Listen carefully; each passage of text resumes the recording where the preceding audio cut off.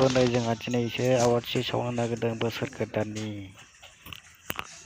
नैबे जाहैबाय अखा हानानै त्रिपाल खोंनाय। जोंना नै आयं परिहेरा बन जाबगासिनो रेडि खालामगासिनो दङ पस्ट खन्द'आव।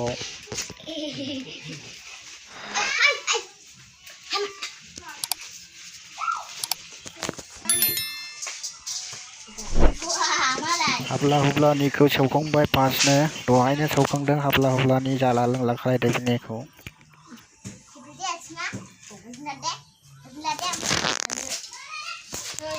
नैबे जाहैबाय बोसोर गोदाननि नाम सावगारनाय बादैखौ। नैबे दांखोलोदा जाबाय आंनि हिन्जाव। नैबे आजा नानि मोनहा बिदानि देरसिननि फिसाला फिसाजो बिसोरबो सौगोन सानैबो। नानि नोंबो मोनसे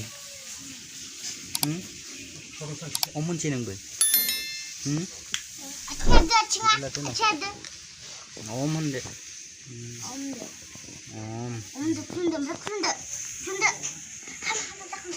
जोंना नै आयंआ रेडि खालामगासिनो दङ।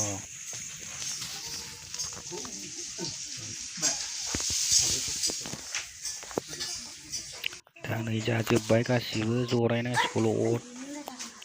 फरिराबो जाजोबखाबाय रेडियैनो। जिरायद'। जोंना नै आयं परिहेरा संनायनि थाखाय रेडि खालामखांजोब्बाय। दा खरल' जरायनांसिगौ। बोसोर गोदाननि आबासुनाव बोर बैसिगोन आं दा।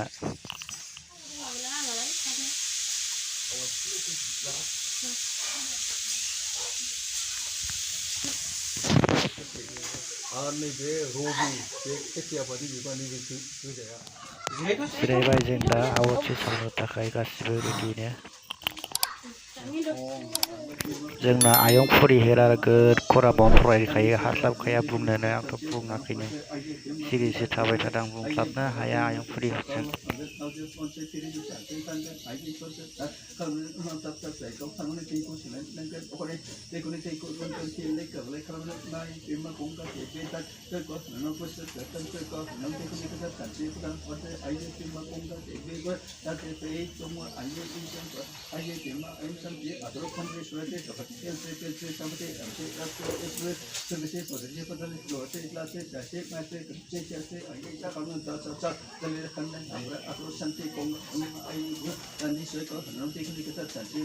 दहाय फुङाव जि अखा हानानै होदों आयौ त्रिपाल खोंनाय जादों बेबो।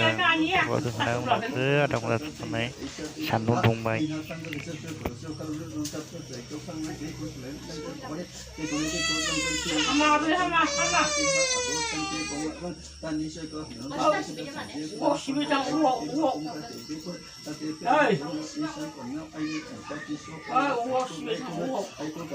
लोगोफोर आंनि भिडिअआवहाय सोरबाफोर गोदानै हाबफैदोंब्ला लाइक खालाम, कमेन्ट खालाम, शेयार खालाम, लोगोसे चेनेलखौबो साबस्क्राइब खालामना होदो। लोगोफोर सापर्ट खालाम, आंबो सापर्ट खालामगोन नोंथांमोनखौ।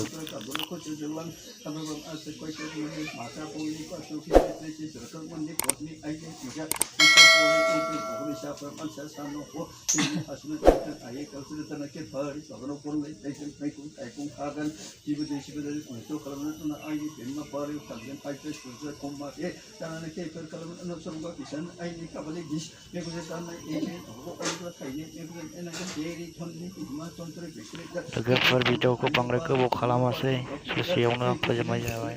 बाय बाय।